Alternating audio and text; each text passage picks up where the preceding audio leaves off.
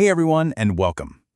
Have you ever stopped to think about how something starts as just a little spark of an idea and then turns into some groundbreaking tech that totally changes our world? Well, it's not magic, you know? It's a really fascinating, structured process called research. So today, we're going to walk through that entire journey, from that first little question all the way to a real-world innovation. Yeah, this is the big question, isn't it? Everything. I mean, everything. Every huge leap forward, from the smartphone you're probably holding right now to the medical breakthroughs that are literally saving lives, it all started with a researcher, or, a whole team of them who just had a question and followed this really rigorous path to get the answers. So that's what we're going to do. Let's explore that path together. Okay, so here's our game plan for today. First, we'll dive into the why, the quest for knowledge. Then we'll talk about choosing your approach. After that, we'll get into the nitty-gritty with the researcher's roadmap. Then, a super important one, ethics, the researcher's compass. And we'll wrap up with the common pitfalls of authorship and plagiarism. So let's jump right in at the very beginning, that quest for knowledge. All right, section 1, the quest for knowledge. Before you can even begin, you got to ask yourself, what's the real reason behind all this? What actually drives someone to chase after a question that honestly might not even have an answer? So what even is research? Well, at its core, it's not just about looking up facts. It's really the art of scientific investigation. It's this careful, systematic way of creating knowledge that literally doesn't exist yet, making a truly original contribution. It's about pushing the boundaries of what we know, finding some hidden truth that's just out there, waiting for someone to uncover it. So what fuels this quest? It really boils down to two main types of motivation.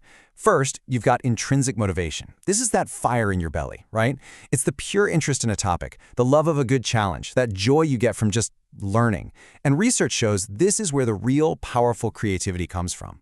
Then, on the other side, you've got extrinsic motivation. This is the external stuff, money, fame, awards. And look, they can definitely get you to do things, but what's fascinating is that sometimes they can actually block that true, out-of-the-box thinking.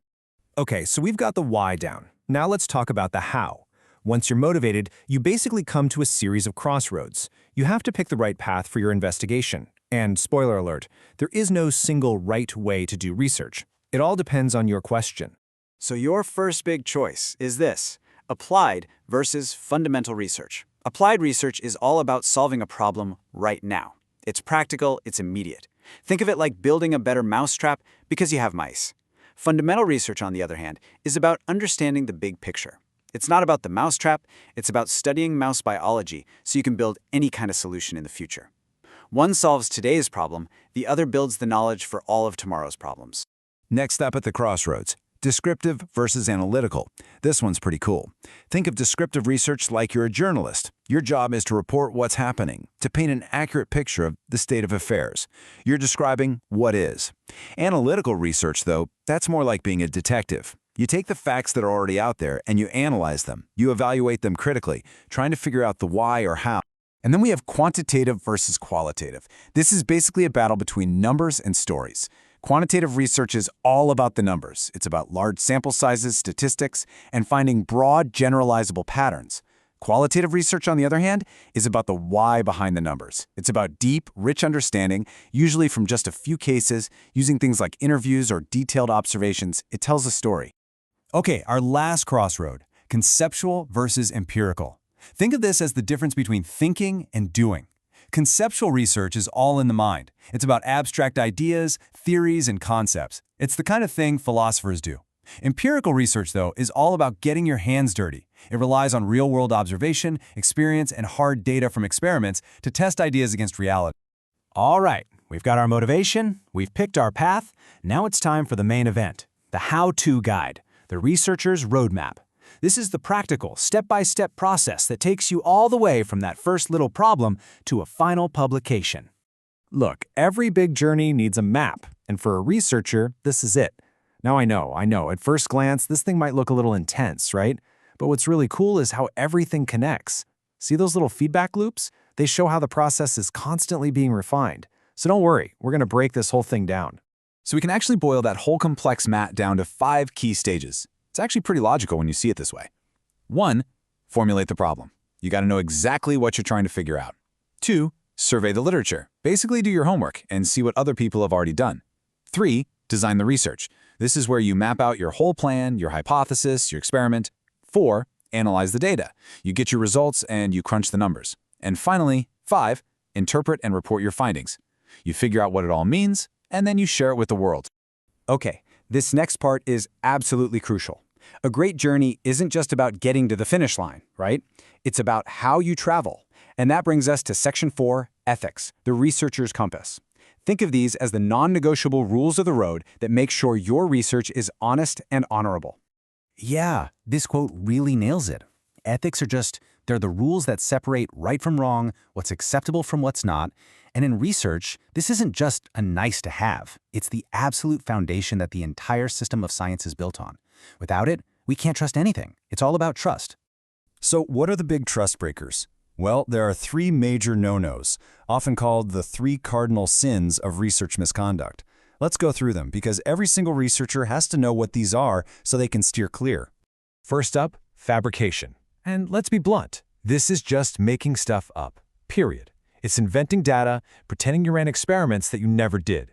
And while it's often driven by insane pressure to get results, it's a complete betrayal of what science is all about. Next is falsification. Now, this is a little different than just making things up out of thin air. Falsification is when you take real data and you mess with it. You alter it, you misrepresent it, you cherry-pick it, all to make it fit the story you want to tell. It's bending the truth to fit your hypothesis. And number 3, the one you've probably heard of most, plagiarism. This is basically intellectual theft. It's taking someone else's work, their words, their data, even their core ideas, and passing it off as your own without giving them credit. It completely breaks the whole system of building on each other's work. And that idea of giving credit leads us perfectly into our final section. Let's talk about how all this works in the real world, focusing on authorship and plagiarism and how to make sure we're always giving credit where it is due.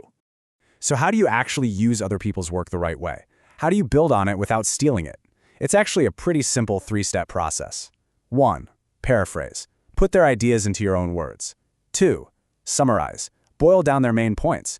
And 3, and this is the big one, the golden rule, always cite your source, every single time. It's not just a rule, it's a sign of respect. And this whole credit thing goes way beyond just citing sources. It's also about who gets to be an author on a paper. And oh boy, there are some shady practices to look out for. Like guest authorship, where you stick someone's name on a paper even though they barely did anything.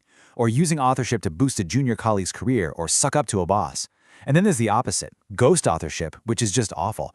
That's when someone who did real important work gets deliberately left off the author list. So here's the bottom line, the thing to remember. Authorship is a 2-sided coin. On one side, you get the credit, but on the other side, you get the accountability. If your name is on that paper, you are responsible for what's in it. It's a huge responsibility, and it has to be earned.